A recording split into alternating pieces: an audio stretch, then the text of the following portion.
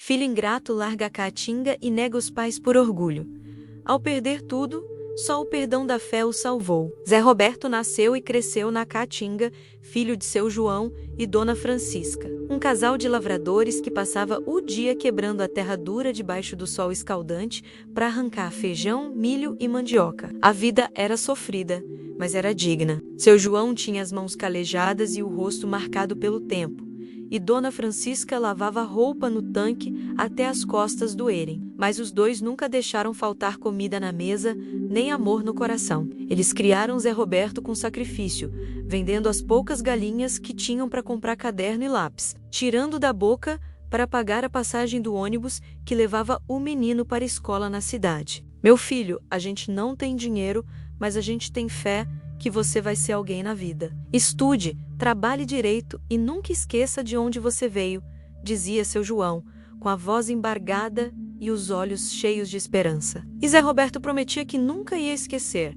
que ia honrar o sacrifício dos pais e um dia ia dar para eles a vida boa que mereciam. Zé Roberto era inteligente, esforçado e conseguiu uma bolsa de estudos para fazer faculdade de administração na capital. Foi embora da Caatinga com a bênção dos pais, que choraram de alegria e de saudade na hora da despedida. Na cidade grande, Zé Roberto trabalhou de dia e estudou de noite, dormindo pouco, comendo mal, mas determinado a vencer.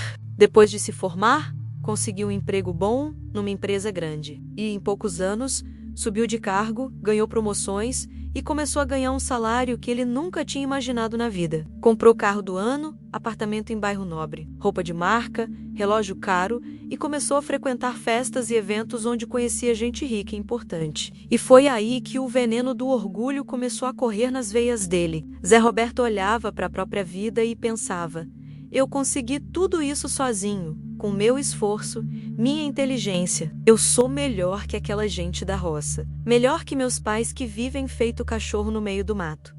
Um dia, seu João e Dona Francisca juntaram as moedas que tinham guardado debaixo do colchão e pegaram um ônibus para a capital, porque queriam ver o filho, matar a saudade e conhecer a casa dele. Quando chegaram no prédio chique, onde Zé Roberto morava, o porteiro olhou para eles com desprezo, vendo as roupas simples, os pés sujos de poeira e as malas velhas de papelão. "Vocês vieram fazer o que aqui?" perguntou o porteiro, com tom de nojo. "A gente veio visitar nosso filho, Zé Roberto, que mora no apartamento 501, respondeu seu João, tímido. O porteiro ligou para o apartamento e quando Zé Roberto atendeu, o sangue dele gelou. Ele olhou pela janela, viu os pais no portão e sentiu uma vergonha que queimou a alma dele. Naquele momento, ele pensou nos amigos ricos que poderiam ver aqueles velhos pobres entrando no prédio. Pensou na namorada chique que ia zombar dele. E tomou a decisão mais covarde e cruel da vida dele. Zé Roberto disse para o porteiro: "Manda eles embora. Eu não conheço essa gente." Seu João e Dona Francisca esperaram no portão por horas, achando que o filho tinha saído e ia voltar logo. Mas quando o porteiro voltou e disse que Zé Roberto mandou avisar que não ia receber ninguém, Dona Francisca desabou em lágrimas. "Meu filho não me conhece mais? Ele tem vergonha da gente?" perguntou ela, com a voz quebrada de dor. Seu João abraçou a esposa, engoliu o choro que sufocava a garganta dele e disse: "Vamos embora. Chica, nosso filho esqueceu de onde veio. Que Deus tenha misericórdia dele."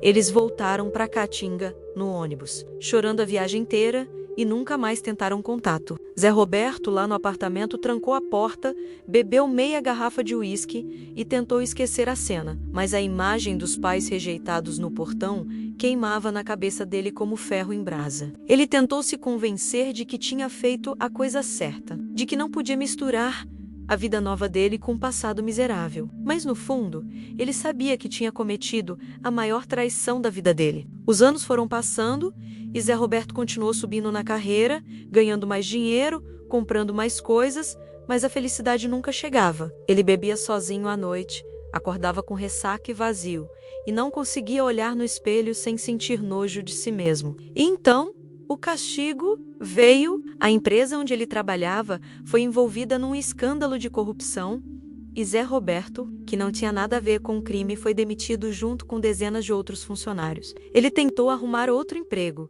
mas a fama da empresa suja grudou nele e ninguém quis contratar. O dinheiro começou a acabar. Zé Roberto vendeu o carro, vendeu o apartamento, vendeu tudo que tinha, mas não foi suficiente. Ele caiu em dívidas, foi despejado do lugar que alugou e em poucos meses estava morando na rua, dormindo em calçada, pedindo esmola para comer. A namorada rica sumiu, os amigos viraram as costas e Zé Roberto ficou sozinho, doente, com febre e infecção na perna, sem ter para onde ir. Ele tinha perdido tudo e agora, na sarjeta, lembrava dos pais que ele negou, do amor que ele desprezou e chorava feito criança, pedindo perdão a Deus e se arrependendo da ingratidão que destruiu a vida dele. Comente. Se você fosse os pais, perdoaria o filho ingrato? Zé Roberto passou semanas na rua sem forças para levantar, com fome, frio e uma dor na alma que era pior que a dor do corpo. Ele olhava para o céu à noite e implorava: Deus, eu fui um ingrato, um miserável. Eu neguei meus pais, desprezei o amor deles e agora eu estou pagando por tudo que eu fiz. Mas eu quero voltar, eu quero pedir perdão. Me dá uma última chance, Senhor. E foi como se Deus tivesse ouvido a oração desesperada dele, porque no dia seguinte, um caminhoneiro parou perto dele e perguntou: Rapaz, você está precisando de ajuda? Você está com cara de quem precisa voltar para casa. Zé Roberto, com a voz fraca e os olhos cheios de lágrimas, respondeu: Eu preciso voltar para Caatinga, mas eu não tenho dinheiro, não tenho nada. O caminhoneiro olhou para ele com pena e disse: Eu vou passar perto de lá. Entra na carroceria, eu te levo. E assim, Zé Roberto voltou para o sertão, escondido na carroceria de um caminhão, com vergonha, com medo, mas com uma esperança pequena e frágil no coração. Quando o caminhão parou na estrada perto da casa dos pais, Zé Roberto desceu, agradeceu o caminhoneiro e ficou parado ali, olhando de longe para a casinha de taipa que ele tinha deixado anos atrás. A casa estava do mesmo jeito, pequena, humilde, mas ainda de pé. Zé Roberto começou a andar devagar, arrastando os pés, tremendo de medo e de arrependimento. Quando chegou no portão, viu seu João sentado na varanda, descascando milho, e Dona Francisca lavando roupa no tanque. Os dois estavam mais velhos, mais curvados, mas continuavam trabalhando, lutando, vivendo com a dignidade que nunca perderam. Zé Roberto parou no portão, caiu de joelhos e começou a chorar alto, com soluços que rasgavam o peito. Seu João ouviu o choro, levantou a cabeça e quando viu o filho ali, magro, sujo, destruído, ele largou a espiga de milho e correu. Dona Francisca ouviu o grito do marido, largou a roupa no tanque e correu também. E os dois caíram de joelhos ao lado de Zé Roberto, abraçando ele, chorando junto com ele. Pai, mãe, me perdoa. Eu fui um ingrato, um covarde. Eu neguei vocês por orgulho, eu senti vergonha de vocês, e agora eu estou aqui, destruído, sem nada, pedindo perdão. Eu não mereço ser filho de vocês, eu não mereço esse abraço, mas eu estou implorando, me perdoa, disse Zé Roberto, com a voz quebrada de choro e arrependimento. Seu João segurou o rosto do filho, com as mãos calejadas, e disse com lágrimas, escorrendo pelos sulcos do rosto: Meu filho, você errou, você nos machucou, mas você é nosso filho, e a gente nunca deixou de te amar. O amor de pai e mãe não acaba, não desiste, não desaparece. Você está perdoado, meu filho, você está perdoado. Dona Francisca abraçou Zé Roberto com força, como se quisesse proteger ele de todo o mal do mundo, e disse: Você está em casa agora, meu filho. Você está em casa.